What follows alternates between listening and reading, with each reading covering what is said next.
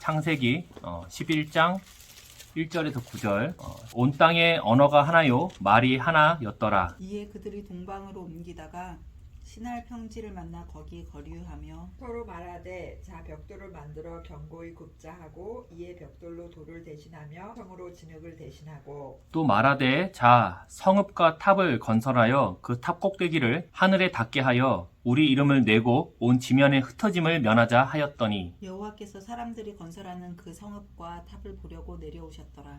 여호와께서 이르시되 이 무리가 한 족속이요 언어도 하나이므로 이같이 시작하였으니 이후로는 그 하고자 하는 일을 막을 수 없으리로다.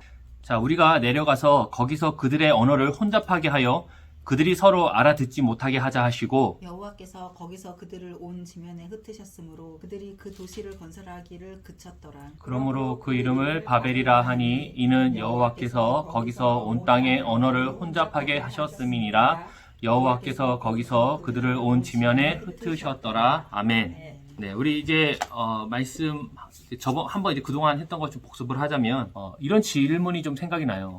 사람은 어떤 존재인가? 네. 아담하고 노아의 공통점에 대해서 이제 저번 시간에 나눴어요.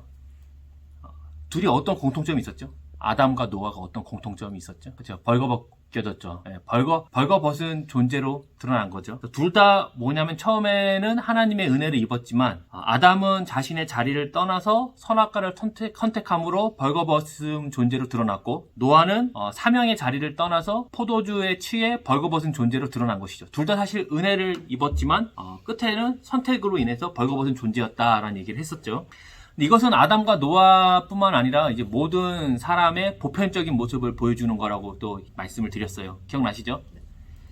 그래서 아담 자체가 그 이름이 사람이라는 뜻이잖아요. 그래서 보편적인 사람을 보여주는 거죠. 그래서 사람은 자유를 가지고 있어요. 자유가 있어야 됩니다. 자유가 없으면 사랑이 아니거든요. 자유를 가지고 있죠. 그래서 하나님의 주인 되심과 사람의 주인됨, 그리고 하나님의 하나님 되심과 사람의 하나님 됨 중에 선택을 해야 되는데 항상 자신의 주인됨을 선택하더라는 겁니다. 그러면 사람이 이 벌거벗은 존재로 밝혀진 다음에 드러난 후에 어떤 행동을 하던가요? 그죠? 가리죠.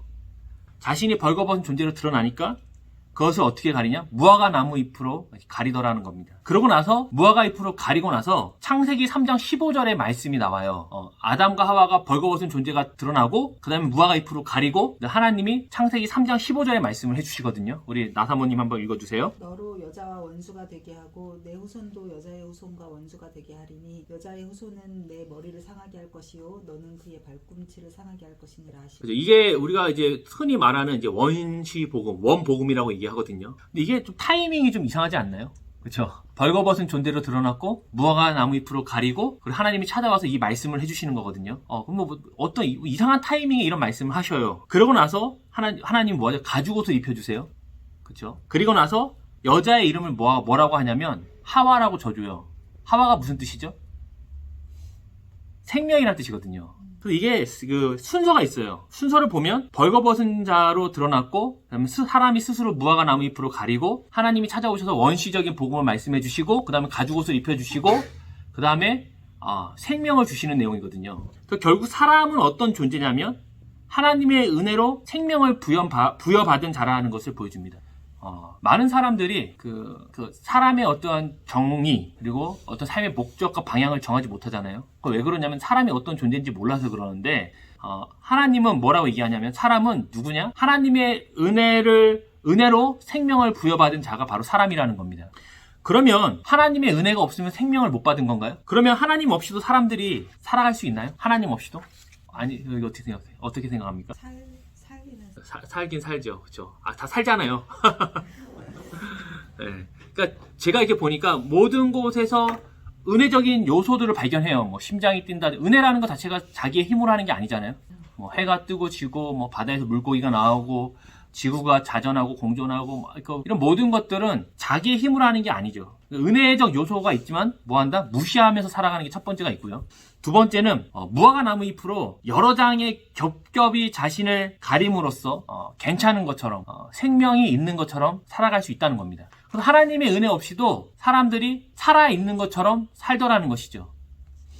그러다가 예상하지 못하는 관계, 또 사건, 질병, 뭐 자녀에 대한 문제, 또 모함이나 또 뭐 왕따나 자신이 스스로가 유익한 존재가 아닌 것이 드러날 때에 자신에게 뭐가 없음을 발견한다? 생명이 없음을 그때 가서 발견하더라는 겁니다. 사람은 누군가의 은혜로 살아가는 자인 것이 드러남에도 불구하고 계속해서 어떻게 하냐? 무화과 나무 잎을 모아요. 그리고 어떻게 얘기하냐면 나는 너보다 괜찮다. 나는 너보다 무화과 잎으로 더 많이 가렸다. 라고 비교하면서 삶을 살더라는 겁니다. 사람은 하나님의 은혜로 생명을 부여받은 자예요. 그렇죠? 무화과 나무 잎으로 많이 가려지는 자가 아니라는 겁니다. 근데 하나님의 은혜를 떠나서 생명이 없는 자들이 어떻게 살아간다? 무화과 나무 잎을 겹겹으로 더 많이 가려서 무화과 나무 잎을 가리는 건 의미가 없어요. 뭐가 의미가 있냐면 내가 쟤보다 더 많이 가렸다가 의미가 있는 거예요. 내가 무화과 나무 잎을 집에 쌓아놓으면 뭐해? 아무도 알아주지 않는데. 결국에 사람은요, 비교하면서, 나보다 못한 애들을 비교하면서 거기서 자신의 그 호흡을 하는 겁니다. 아담과 노아 보면 둘 다 하나님의 은혜를 입은 자잖아요. 성경에 보면. 근데 하나님의 은혜를 받았다는 그 사람의 삶은 어떤 것인가요? 보면. 그동안 이제 복습하자면. 하나님의 은혜를 받았다고 하는 사람들의 삶이 어땠냐는 거죠. 노아와 아담을 통해서. 어떻게 생각하세요?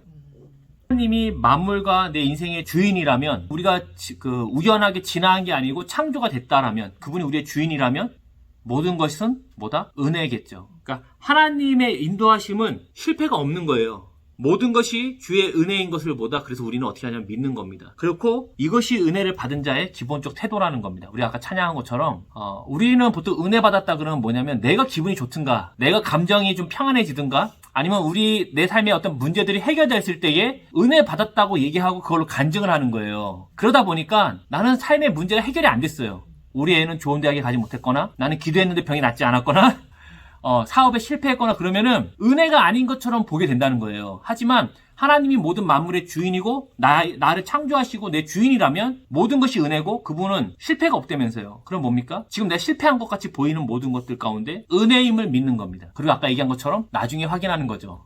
그때 그랬는데, 그때는 정말 못 살 줄 알았는데 지나고 나니까 그게 이런 과정이 있었구나 라고 말이죠. 그게 바로 은혜를 입은 자들의 삶의 방식이다라는 얘기를 했습니다.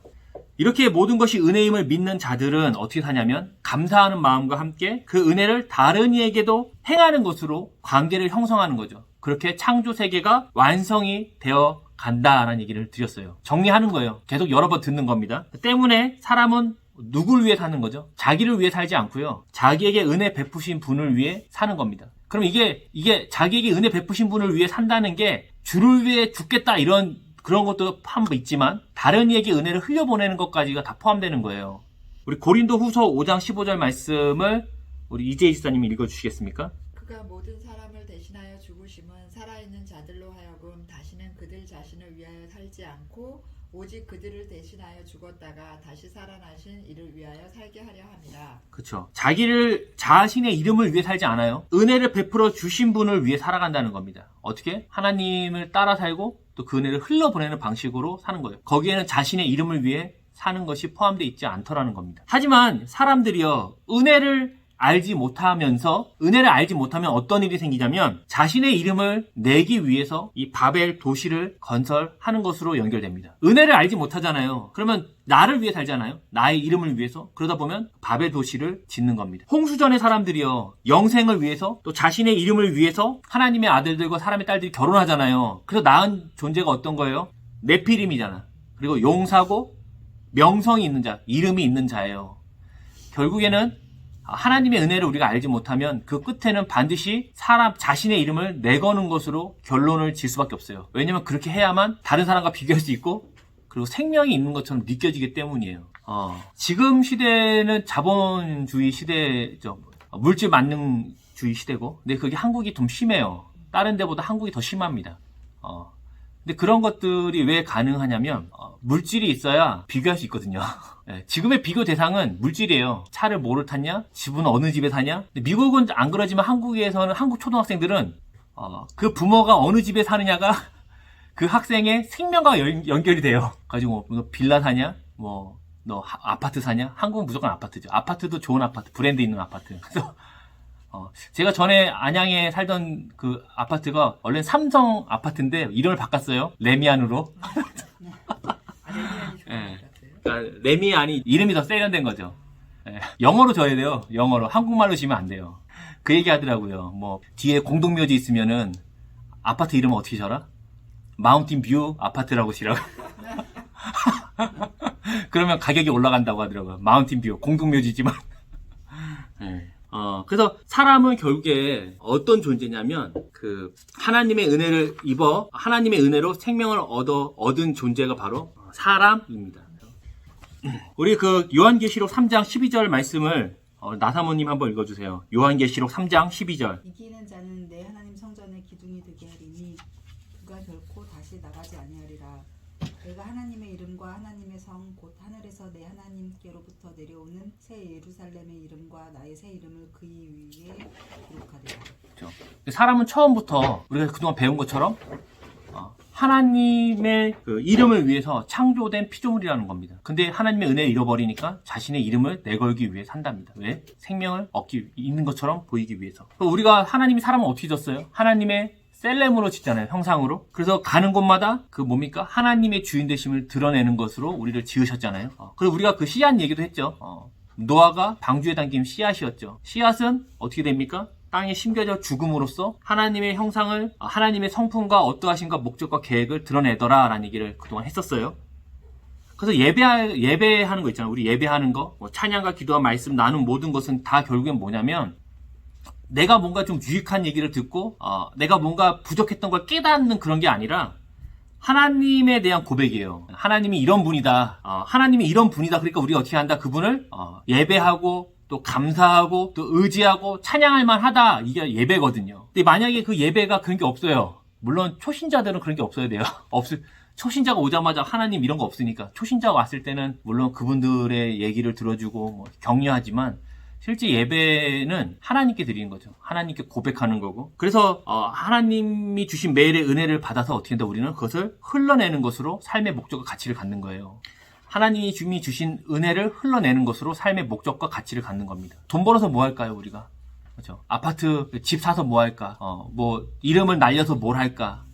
뭐 좋은 걸 사서 뭐 할까? 좋은 음식을 먹어서 뭐 할까 했을 때 모든 것들은 다 그것을 흘려내는 것으로 연결이 되는 겁니다. 매일의 은혜를 얻어서 어떻게 하는 거냐? 내 가족과 이웃, 또 직장과 또 모임, 또 어떤 관계와 사건 안에서 하나님의 성품과 열매를 나눠줌으로써 그게 뭐가 된다? 창조의 완성을 이뤄내는 것. 그것이 바로 사람이라는 겁니다. 이게 사람이에요. 그럼 어떻게 살아야 될까요? 네, 이렇게 살아야겠죠. 하나님의 은혜를 입어서 은혜로 생명을 얻어서 그 은혜를 흘려보내는 것으로 그 가운데 하나님의 주인 되심과 하나님의 성품이 드러나는 거죠. 네.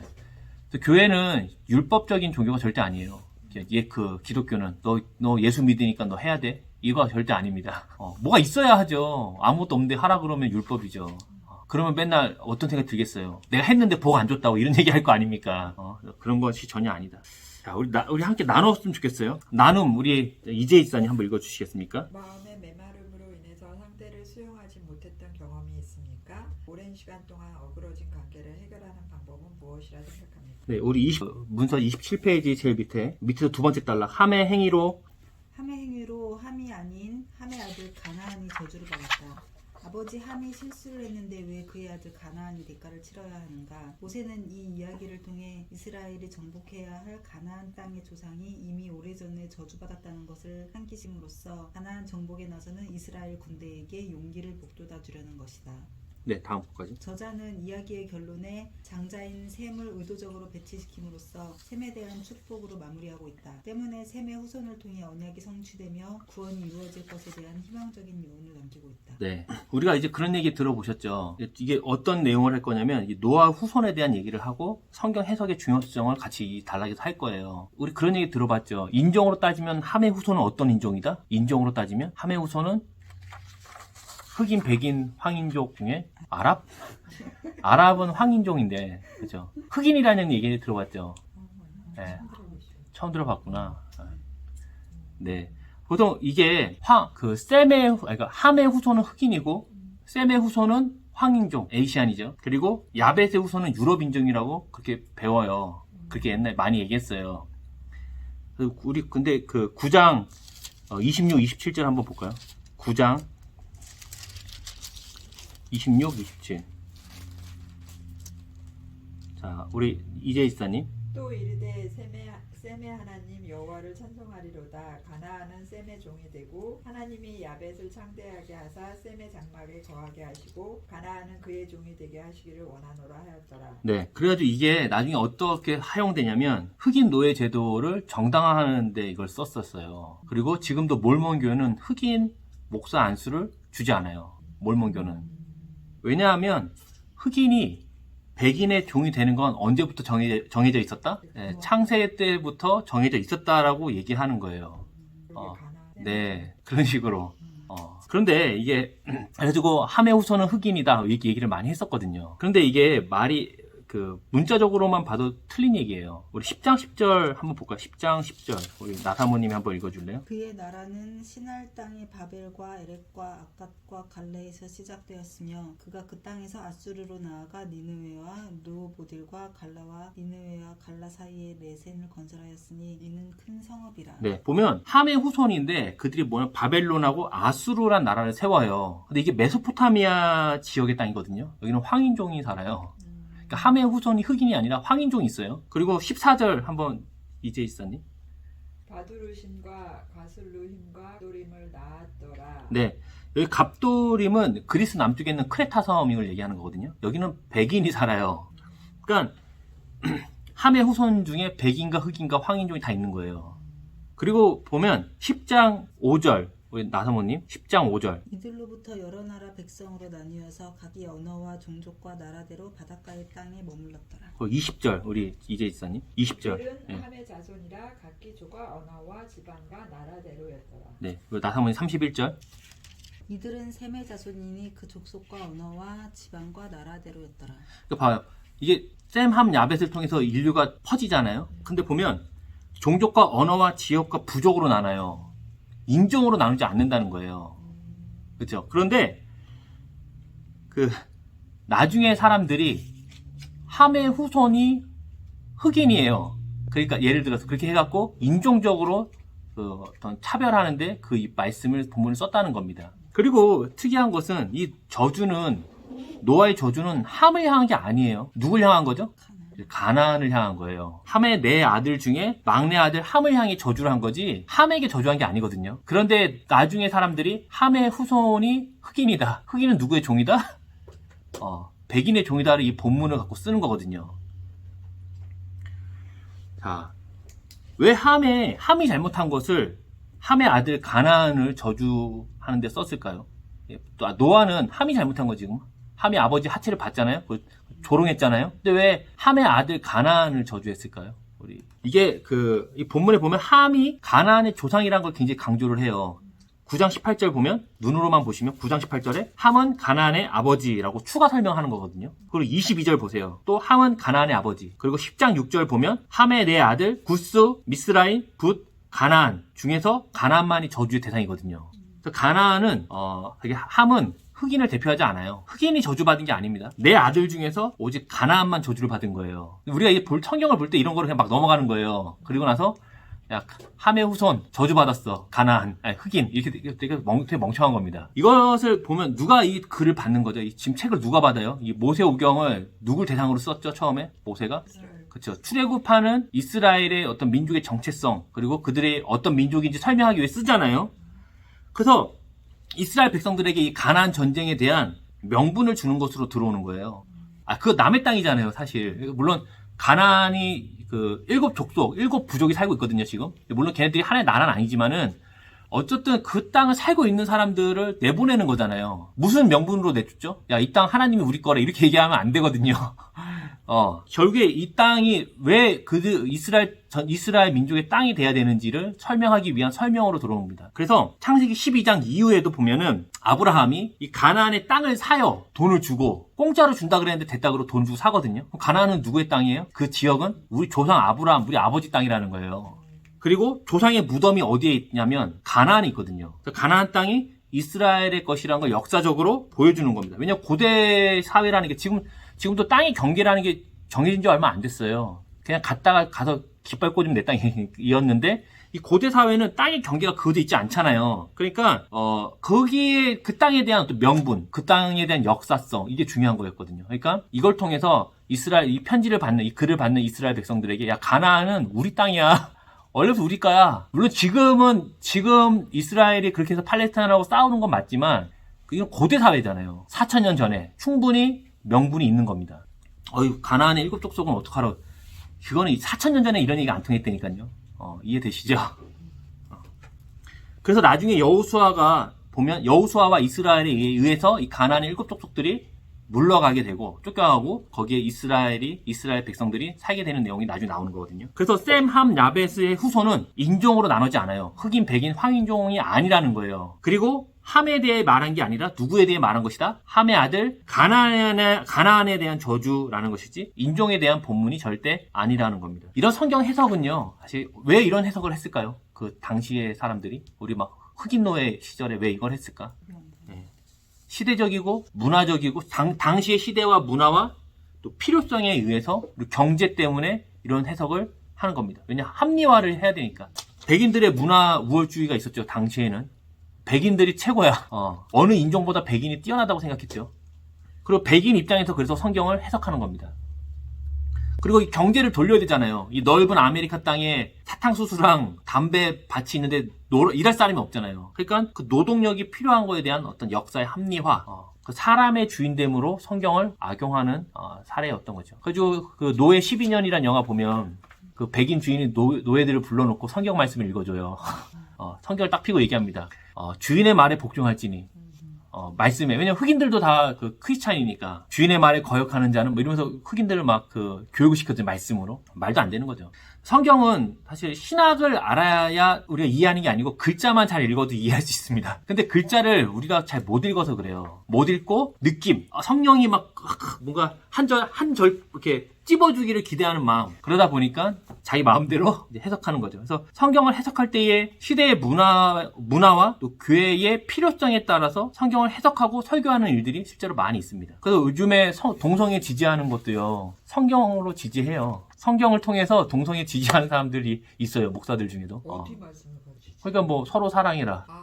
이런 거. 야, 하나님이 사랑하라 그랬다. 근데 니네 왜 우리 싫어하냐? 이런 식으로. 그리고 뭐 군대 가지 않는 근거로 사용해요. 여호와의 증인 같은 사람들. 한국은 그래서 그 종교 여호와의 증인 오래 했고 증거 있으면은 군대 안 보내더라고요. 교도소에서 3년인가 복무를 이제 하는 건데, 가지고 어떤 애가 자기는 평화를 사랑하기 때문에 군대 못 간다 그랬는데, 막 보니까 정가 있고 막 그러더라고요. 과거. 폭행해가지고 사람 때리고 이랬던 애가 자기 평화를 사랑해서 군대를 못 간다 그러고 막. 근데 뭐 아니면 교회 건축을 위해서라든지 아니면 뭐 교회 헌신을 위해서 성경을 다양하게 해석하더라는 겁니다. 마치 흑인 노예를 하기 위해 성경을 해석했던 것과 같은 거죠. 그 당시 사람들도요, 그게 맞다고 생각했어요. 성경의 말씀이라 생각했단 말이에요. 흑인들이 노예가 되는 건 합당하다. 지금도, 그래서 성경 해석을, 물론 뭐 근거가 있어야 되겠지만, 약간 껴맞추듯이 우리의 필요에 따라 하더라는 겁니다. 제가 옛날 생각난 게 뭐냐면, 그 마가복음 12장 17절 말씀이에요. 이에 예수께서 이르시되 가이사의 것은 가이사에게 하나님의 것은 하나님께 바치라 하시니 그들이 예수께 대하여 매우 놀랍게 여기더라. 그렇죠. 여기서 하나님의 게 뭐예요? 하나님 거요? 네. 여기서 하나님의 거. 네, 그죠. 이것만 보고 모르죠. 문맥을 봐야 되고 또 마가복음 전체에 대한 이해가 있어야 되잖아요. 저는 옛날에 이거를 하나님의 건 11조라고 얘기를 들은 적이 있어요. 설교를 들은 적이 있어요. 근데 저는 그래서 이제 하나님의 것을 빼먹지 말고 매 드려라 이런 적용이었거든요. 근데 저는 물론 이제 이걸 11조로 볼 수도 있겠죠. 근데 근거가 뭐냐는 거예요. 그 하나님의 것 11조, 가이사의 것은 뭐 가이사의 것. 그러니까 사람들이 이런 얘기 듣고 놀랐을까요? 야 11조 내래 깜짝 놀래. 그러니까 이런 일들이 있다는 겁니다. 11조라고 얘기하면 근거를 대면 되거든요. 왜 본인이 이것을 그렇게 해석을 했는지. 왜냐면 하나님 말씀이잖아요. 이거는 사실 이게 단락을 보면은 예수님을 시험에 빠뜨리기 위해, 그러니까 세금 문제로 시험에 빠뜨리려고 하는 어떤 그 계략이거든요. 근데 이게 지금 세금 문제를 안 건드리고 계속 뭐 11조 얘기를 하고 있으니 저는 대체 그때 저는 이제 사실 그 뭐 이렇게 막 그런 신학생 이런 게 아님에도 불구하고 이상하더라고요. 우리가 말씀을 볼 때에 물론 그 사도행전 17장 11절 나사 베레아에 있는 사람들은 데살로니가에 있는 사람들보다 더 너그러워서 간절한 마음으로 말씀을 받고 이것이 그러한가 하여 날마다 성경을 상고함으로. 말씀을 우리가 읽고 들을 때에 좋은 마음으로 받아야 되는 거 맞아요. 그 목사님이 이거 하나님의 거 11조라 그러면 좋은 마음으로 그런 줄 알아야 됩니다. 사실은. 하지만 중요한 건 뭐냐면 그것이 그러한가 하여 날마다 성경을 상고 고민하고 연구하는 게 필요하다는 거예요. 진짜 그 말씀이 맞나? 11조인가 정말? 그러니까 좋은 마음으로 일단 받고 우리가 그런 것들을 잘 생각해 봐야 된다는 겁니다. 하나님은 자신을 계시하신 거예요. 드러내셨잖아요. 그 글로 자기를 드러내셨잖아요. 그러면 글이라는 거는 반드시 문맥과 문법과 역사와 신학적으로 읽고 해석해야 되거든요. 이게 개혁주의자들이 했던 해석하기예요. 어떤 분들은 얘기해요. 어떤 목사님들이 얘기해요. 해석하기 뭐냐고. 대체 그분 설교를 어떻게 하는 거야? 설교 해석이 뭐냐? 해석은 이 개혁주의자들의 해석. 옛날에 뭐 칼빈이나 루터나 이런 사람들이 해석은 뭐냐면 역사적, 문법적, 신학적 그리고 문맥이 있어야 돼요. 사실 세 가지죠. 문법과 역사와 신학이거든요. 그런데 이런 것들을 위해서 전문성을 가진 목회자들이 생겨서 그걸 말씀을 나누고 그리고 무엇보다 성령의 인도하심이 있어야 되는데 그냥 필요에 따라 우리 교회가 요즘 재정이 부족하네. 그러면 이제 11조 우리 교회 헌신이 부족하네. 그럼 뭐 수고하고 이런 이런 것들 막 갖다가 연결해서 막 한다는 거 필요에 따라 그렇게 하지 않아야 된다는 얘기를 하는 겁니다. 그러다 왜냐면 필요에 따라서 하다 보면 흑인이 백인의 종이라는 거에 대한 근거로 성경을 갖다 놓는다니까요. 이런 식으로. 사람은 목적과 방향을 부여받아야 살아가잖아요. 그냥 회사에서 기계처럼 살진 않잖아요. 그래서 성경의 건강한 해석은 사람의 삶과 목적과 방향을 부여하기 때문에 굉장히 중요합니다. 그러니까 성경 해석을 잘못하면은 그것 때문에 큰 좌절감을 느끼고 방탕한 삶이라든지 은혜를 남용하는 경우가 진짜 많아요. 제가 예전에 어떤 분이 있었냐면 히브리서 6장 5절 말씀을 우리 한번 읽어주시겠어요? 우리 이재 이사님. 하나님의 선한 말씀과 내세의 능력을 맛보고도 타락한 자들은 다시 새롭게 회개하게 할 수 없나니. 그렇죠. 이 말씀 보면 뭐예요? 너 은혜 받고서 타락하면 끝이야 라는 얘기를 하는 거잖아요. 그래서 어떤 분이 이 설교를 듣고 너무 충격을 받은 거예요. 자기가 타락했거든요. 지금 예수 믿는데 막 문제를 일으킨 거예요. 나쁜 짓 한 거예요. 그래서 그분이 너무 정죄감을 받았고 어떻게 했냐면 교회를 안 다녔어요. 언제까지 안 다녔어요? 65세까지. 그래서 다 늙어갖고 어느 날 우연히 어떤 분의 설교를 들었는데 그 내용이 아닌 걸 안 거예요. 그래서 다시 돌아왔어요. 그래서 그게 왜 그러냐면 여기서 이 하나님의 내세의 능력을 맛보고 타락한 자들 했을 때 이 타락한다는 게 그 반복이거든요. 여기서는. 그러니까 계속적으로 타락하는 거는 너 그 문제가 있는 거야. 이 얘기를 한 건데 그분은 이제 딱 한 번 실수한 건데 그것은 마치 타락한 거라고 설교를 듣다 보니까 너무 크게 충격을 받아서 교회를 안 다녔거든요. 정죄감을 느껴서. 그래서 교회는 사실 목회자의 것은 아니에요. 하지만 이제 목회자를 통해서 목회자가 하나님 앞에서 받은 말씀을 통해서 이 성경의 말씀이 흘러가기 때문에 만약에 내가 이 교회를 다니는데 생명이 살지 않고 생명의 샘이 메마른다 싶으면 사실 잘 생각해 봐야 됩니다. 이건 저는 그렇게 생각해요. 교회는 의리로 다니는 건 아니에요. 내가 아니면 내가 이 교회에다 헌금한 거나 뭐 이 교회 충성도나 오랜 경력 내가 이 교회에 다닌 게 30년인데 나 여기서 다른 교회 가면은 또 다시 사람 사귀어야 되고 나 장례식 때 누가 올까 뭐 이런 거는 전혀 중요하지 않고 생명이 살아야 됩니다. 근데 자기의 생명의 샘이 메마를 때 우리 생각해 봐야 돼요. 여기 생명이 없어서 그런가 교회? 아니면 내가 강팍해서 그런가? 이건 사실 구분해야 되거든요. 무조건 저 사람 잘못은 아니에요. 교회는 서비스를 제공하는 것도 아니에요. 물론 우리는 너무 서비스 받으려 교회 오지만 처음에 그리고 애들 봐주는 것도 아니에요. 애들 맡기고 막 안 찾아가고 막 이런 것도 아니고 심리학이나 인문학을 배우는 게 아니라 하나님 말씀 배운 거죠. 왜냐하면 하나님의 형상은 하나님의 은혜로 생명을 얻으니까요. 그렇죠? 질문 우리 나눌게요. 우리 지사님. 그동안 성경에 대해서 오해했거나 오용된 해석 들어본 경험이 있습니까? 28페이지 문서를 보시면 네 번째 줄에 바벨탑 사건은 우리 나사모님. 바벨탑 사건은 에벨의 아들 벨렉 시대에 있었던 일이다. 에벨은 두 아들을 낳고 하나의 이름을 벨렉이라 하였으니 그때 세상이 나뉘었으며 사람들은 자신의 이름을 남기기 위해 신할평원에 바벨탑을 세웠다. 하나님은 이들의 언어를 분산시키시고 그 결과 이들은 온 땅에 흩어지게 되었다. 흩어진 백성들의 목록이 10장에 기록되었다. 노아의 아들들로부터 유래된 70나라의 명단이 기록되었다. 특이한 것은 셈의 계열은 두 군데 나뉘어 기록되었다는 것이다. 저자는 시간적인 관점이 아닌 언약 관점에서 바벨탑 사건을 기록한다. 야벳의 후손, 함의 후손들은 비택자의 무리들이다. 특히 바벨탑 사건 뒤 흩어진 사람들 중 셈의 조고 데라와 아브람의 계보를 통해 하나님의 약속이 흘러가고 있음을 보여준다. 네. 우리 29페이지 우리 이재희 지사님이 그 밑에 그 네모난 칸 밑에 이들이 도시를 세운 동기는 이들이 도시를 세우는 동기는 두 가지였다. 첫째, 흩어지기를 면하기 위해서. 둘째, 건축자의 이름을 높이기 위해서였다. 저자는 문화 자체를 악하다 말하지 않는다. 문제는 성과 대를 쌓음으로 이름을 내고 흩어짐을 면하자는 데 있다. 이들은 하나님의 명령을 알고 있었다. 하나님의 왕됨보다 자신들의 왕됨을 주장하는 행위이다. 또 이름을 내자는 것은 죽지 않겠다는 의도가 있다. 홍수가 주어지더라도 살아남겠다는 뜻이고 후대 사람들의 마음속에 영원히 살겠다는 의미이다. 하나님은 물로 심판하지 않겠다고 하셨으나 믿지 않는다. 네, 여기까지. 이 바벨 도시를 만들어 흩어지지 않고자 했다는 거 얘기를 하는 거예요. 당시에 건축수를 보면 끼케야 3층에서 뭐 높이 쌓아봤자 그렇게 높게 못 쌓거든요. 지금이야 엄청 뭐 몇백 층으로 쌓지만 이 고대 기술을 가지고 얼마 하늘을 닿게 어떻게 만들겠어요? 못 만들거든요. 근데 중요한 건 그들의 의도, 동기가 무엇이냐는 거죠. 그들은 홍수를 면하는 것이 목적인 거죠. 높이 쌓아서 홍수를 면하는 하나님 말씀을 믿지 않는 겁니다. 11장 4절에 보면 이렇게 얘기하죠. 이들이 하늘에 닿게 하자. 옛날 생각나 어릴 때 봤던 사파 같은 게 있어요. 엄청 높이 해가지고 구름 위로 막 탑이 올라가는 그런 그림. 구름 위로 지금도 못 지금이야 뭐 만들지 그때는 못 만들었겠죠. 질문은 우리 나사모님 그들이 왜 탑을 쌓고자 했나요? 하나님이 또 심판하실까 봐. 네. 그래요?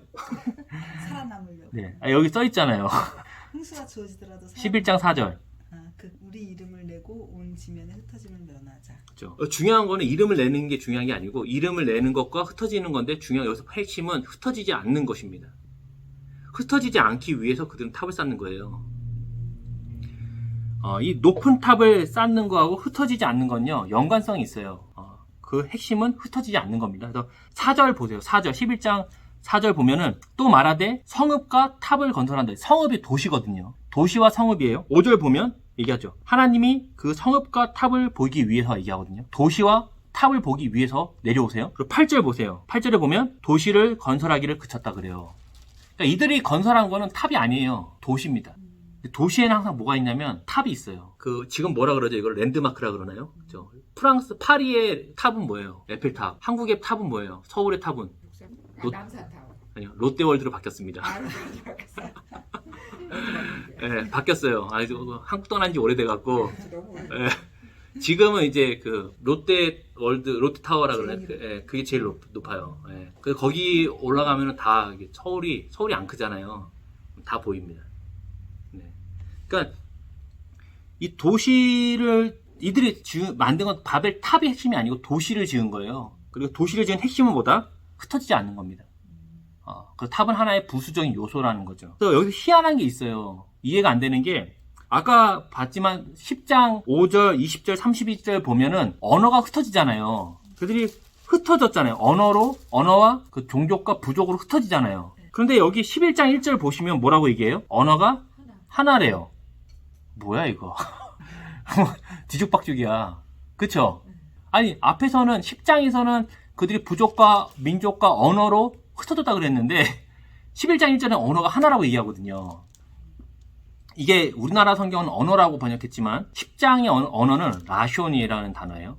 그리고 11장의 언어는 사파와 다비드거든요. 나바르. 그러니까 이게 다른 단어를 선택하는 거예요. 그게 뭐냐면 10장의 언어와 11장의 언어가 구분하는 겁니다. 구분하는 의도가 있어요. 그걸 구체적으로 뭐다라고 설명하기 어렵지만 이해하셨나요? 그래서 10장은 언어가 흩어지는 내용이라면 11장은 어떤 한 지역에서 나타난 사건이라는 걸 보여주는 겁니다. 그러니까 10장은 언어가 전 세계적으로 민족이 흩어지는 것들을 보여준다면 11장 같은 경우는 어느 한 지역에서 일어난 사건이라는 거예요. 근데 이렇게 1절에 봐라. 1절에 보면 온 땅이라 써있지 않냐? 온 땅의 언어 아니냐? 온 땅의 언어. 이거 목사가 사기친다고 이렇게 생각할 수 있지만 이 온 땅이라는 거는 지구 전체를 말하지 않아요. 이게 우리가 이게 4,000년 전이잖아요. 4,000년 전이니까 그냥 자신이 사는 한 지역의 땅을 보여줍니다. 출애굽기 9장 9절하고 8장 17절 보면은 온 땅이라고 얘기해요. 온 땅. 근데 거기서 말하는 온 땅은 어디냐면 애굽이에요. 그리고 창세기 13장 15절 보면 너가 온 땅 가지라 그러거든요. 온 땅은 뭐냐면 눈에 보이는 거기를 얘기하는 거예요. 보이는 땅. 그러니까 이게 지금 우리는 비행기 타고 지구가 이렇게 생긴 거 알잖아요. 세계가 이렇게 생긴 거 아니까 온 땅 그러면 지구 생각하지만 그 당시 사람들은 눈에 보이는 것 정도만 알거든요. 그러니까 여기서 말하는 온 땅은 그 지역을 얘기하는 겁니다. 그럼 보세요. 2절에 보면 그 땅이 어디예요? 11장 2절 보세요. 시나이 평지라고 나오잖아요. 그래서 글이라는 건 문맥이 중요합니다. 여기서 말하는 온 땅이나 그 한 언어라는 거는 시나이 평지에 있던 사건을 얘기하는 거구나 라고 얘기를 할 수 있다는 거죠. 시나이 평지는 어디냐? 메소포타미아 지역이에요. 메소포타미아 지역이 어딘지 아시나요? 그쵸. 제가 다음 주에 지도 한번 갖고, 다음 주에 이제 아브라함 얘기할 때 할 건데, 그 유프라테스하고 티그리스 강이 흘러가는, 지금 거기가 누구 땅인지 모르겠네. 지금 거기가 이란인가? 근데 굉장히 그 문명의 발생지인 땅이거든요. 거기서 뭐다 바벨탑 사건이 있었던 겁니다. 이곳의 사람들이 도시를 지은 거예요. 도시를 짓고 탑을 쌓고 있는 겁니다. 문명이 발전하고 있어요. 우리 3절 보면 그걸 설명하죠. 전에는 보세요. 벽돌로 돌을 대신하고 역청으로 진흙을 대신하잖아요. 그러니까 전에는 사람들이 문명이 발전하지 않았으니까 그냥 돌에다가 진흙을 발라서 쌓단 말이에요, 건물을. 근데 벽돌을 만들 수 있게 됐어요. 거기다가 역청, 석유 끈적거리는 걸 바르게 돼서 높은 기술, 어떤 건축수를 쌓았다는 얘기를 한 거. 문명이 발전한 거죠. 문명이 발전한 건 나쁜 게 절대 아니죠. 문제는 뭐냐면 어떤 목적으로 했냐는 거예요. 어떤 목적으로 도시를 건설했나요? 어떤 목적? 예. 흩어지지 않기 위한 것이 어떤 목적이죠? 자기들이 아까 여기 이름이죠. 예. 이름을 내기 위해서 흩어지지 않는 거죠. 예. 자신들의 이름을 위해서 도시를 건설할 때 그 사람들이 어떤 방법으로 도시를 건설했을까요? 바벨탑 이 도시를 어떻게 도시를 만드는 거잖아요. 하나의 제국을 만드는 거예요. 동방에서 온 사람들이 거기에 메소포타미아 지역은 이미 많은 사람들이 살고 있었거든요. 문명의 강이 2개나 흐르니까 얼마나 땅이 좋겠어요. 그런데 동방에서 온 사람들이 거기에 시나이 평지의 메소포타미아 지역에 모여서 도시를 지었단 말이에요. 어떻게 지었을까요? 어떤 방법으로? 네. 그러니까 이런 것들을 유추해 볼 수가 있어요. 왜냐면 그 도시라는 게 그냥 뻑 지어진 거 아니잖아요. 1절에 보면은 언어가 하나라 그러잖아요. 이게 원 랭귀지를 말해요. 그러니까 공용어라고 얘기할 수 있어요, 이거를. 그러니까 다양한 언어가 있었지만 이미 10장에 보면 언어로 나눠지니까. 근데 이것이 하나의 공용어가 생긴 겁니다. 그 시나이 평지에. 많은 이들이 분명히 티그리스하고 유프라테스 강이 있는 그 메소포타미아 지역에 왔을 거예요. 각자의 언어와 민족과 부족을 가지고. 그런데 여기에 이 강을 중심으로 모였는데 문명이 발전하잖아요. 그런데 갑자기 그들이 하나의 언어를 사용한단 말이에요. 무슨 말일까요, 그게? 보통 공용어는 어떤 사람들의 말을 사용하죠? 그렇죠. 우리 지금 2020년의 공용어는 뭐죠? 영어잖아요. 우리가 뭐 아프리카어나 어디 섬나라 민족 방언 쓰지 않잖아요. 그러니까 부족이 힘이 없으면요, 언어도 사라져요. 지금도 수많은 언어들이 막 사라지거든요. 6절에 보면은 한 족속 한 언어라고 말해요. 6절에 보니까. 그러니까 동방에서 이동한 이들이 시나이 평지를 어떻게 했냐면 점령하고 자신들의 언어로 지역 사람들을 흡수했다는 걸 알 수 있습니다. 흡수해서 부족으로 시작한 데가 어떻게 되죠? 제국이 되는 거예요. 그 나라의 개념으로 발전하는 거죠. 제국은 흩어짐을 거부하고 사람과 자원을 모으는 거잖아요. 그럼 바벨이라는 이 도시와 탑을 누구의 노동력으로 쌓았을까요? 그렇죠. 전쟁에서 진 민족, 약한 부족, 그리고 계속 노동자들을 모으기 위해서 뭐 했냐면 전쟁을 계속했겠죠. 결국에 전쟁의 가장 큰 목적은 노동력이에요. 그래서 포로를 절대 웬만하면 죽이지 않아요. 원래 고대 전쟁일수록 중요한 건 땅이 아니고 노동력이거든요. 노동력만 있으면 땅은 따라오는 거니까. 그래서 결국엔 도시를 짓고 탑을 짓기 위해서 노동력이 필요하잖아요. 결국에는 많은 전쟁을 통해서 땅이 황폐함을 가져왔을 게 분명합니다. 이 전쟁을 많이 하는 시즌에는 농사를 못 짓잖아요.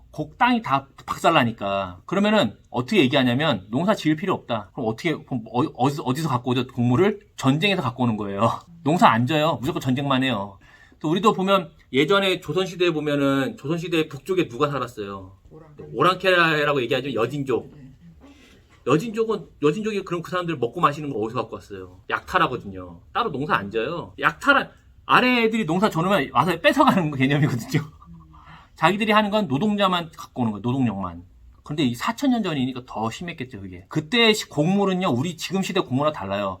옥수수 보셨나요? 전 옛날 옥수수 봤거든요. 지금 옥수수 한 이만하잖아요. 옛날 옥수수 이만해요. 예. 이게 옥수수예요. 이게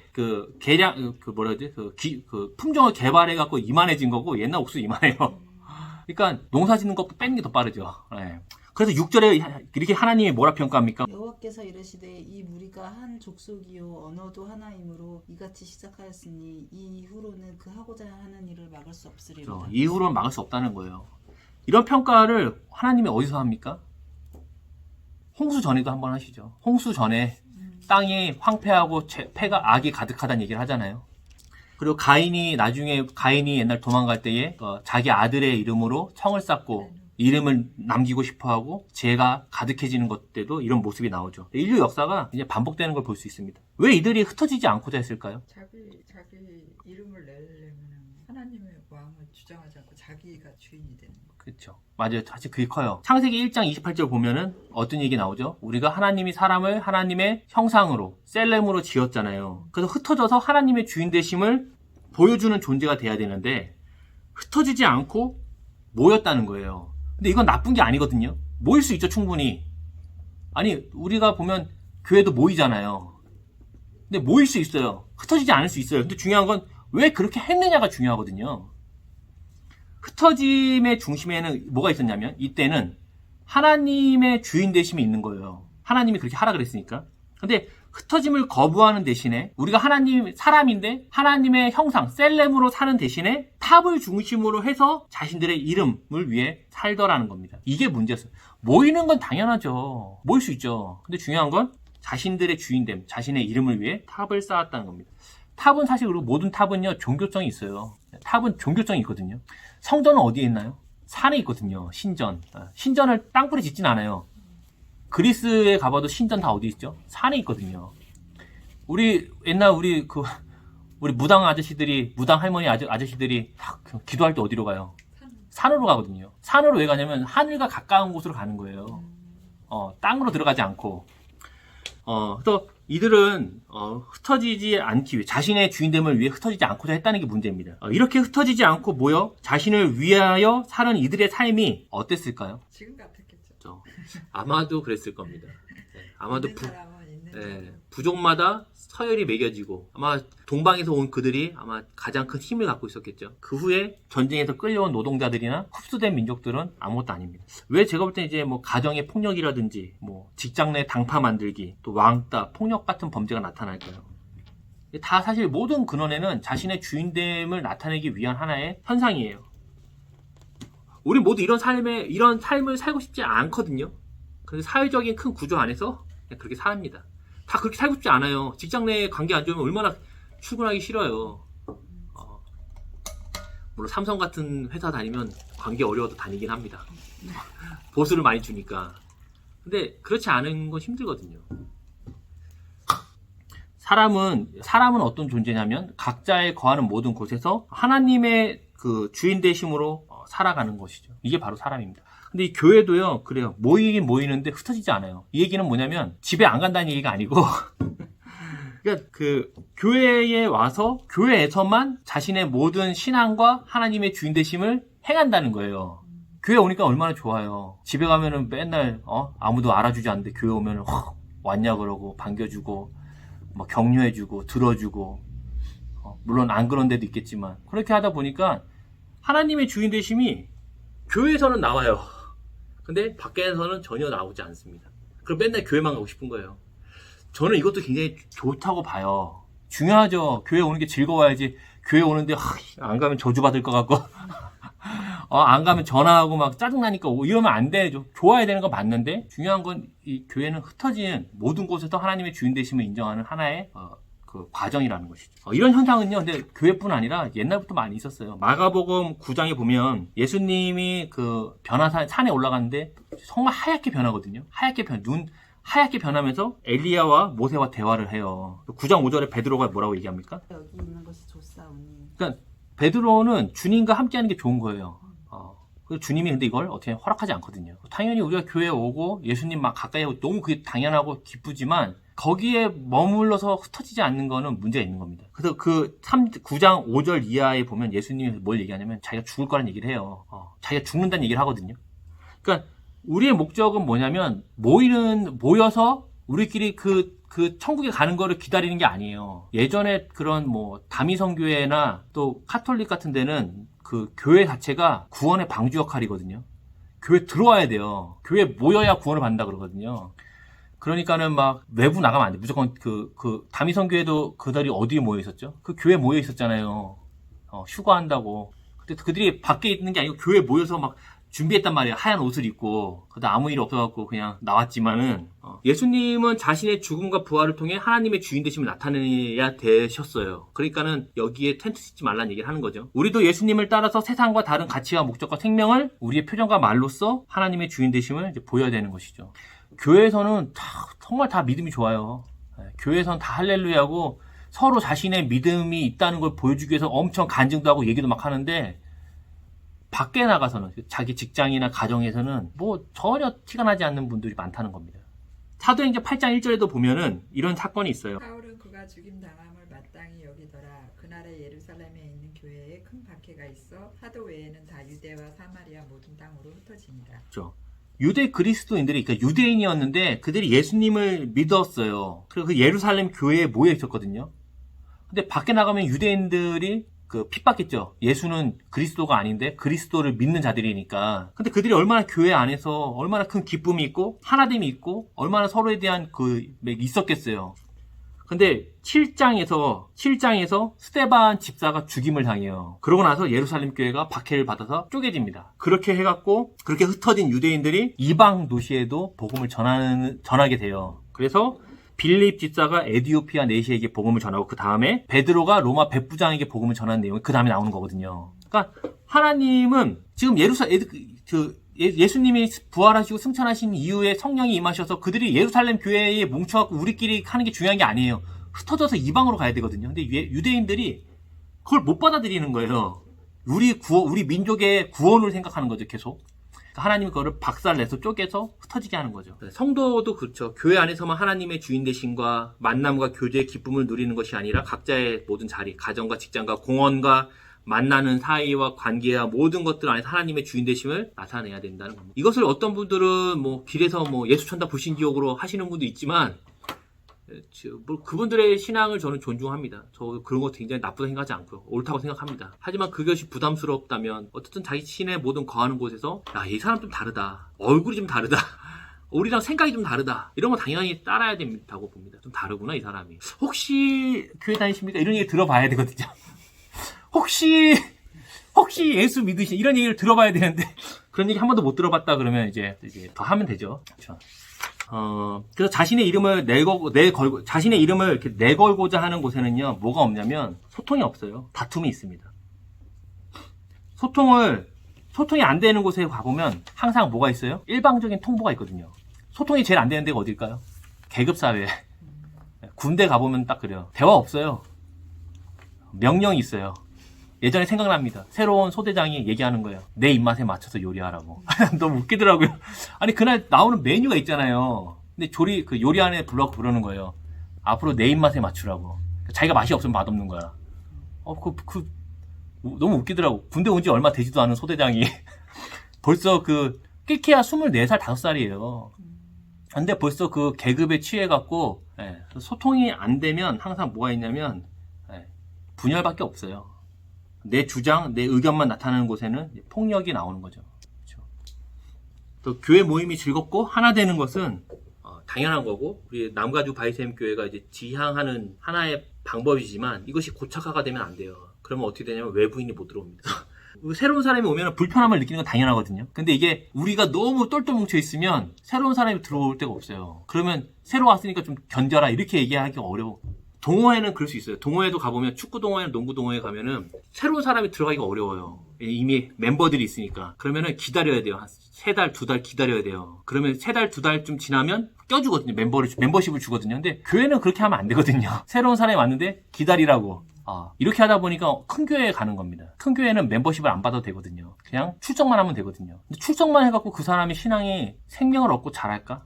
절대 잘하지 않아요. 그래서 이런 것들이 모이는 건 중요하지만 그런 식으로 뭉쳐있으면 안 된다. 또 교회는 항상 흩어지고 나누어지는, 모였다가 흩어지고 나눠지는 섬김이 있어야 된다. 섬김은 뭐냐? 이런 겁니다. 모여서 같이 나누고 오픈돼 있고 흩어지는 것. 그것이 하나님의 주인 되심을 행하는 교회다라는 거죠. 너무 뭉쳐있는 교회도 있어요. 너무 교회가 즐거워서. 그런데 그런 교회는 새로운 사람이 들어가기 쉽지 않습니다. 원래 쉽지도 않지만 더 어려워요. 그래서 질문, 우리 나눔, 우리 이재희 지사님. 이나 네. 자신의 이름을 위해 나에게 잘해주고 나에게 맞춰주는 것이 좋았기 때문에 흩어지기 원치 않았던 모임의 경험이 있습니까? 아는 흩어진 곳에서 어떻게 하나님의 주인 되심을 나타내겠습니까?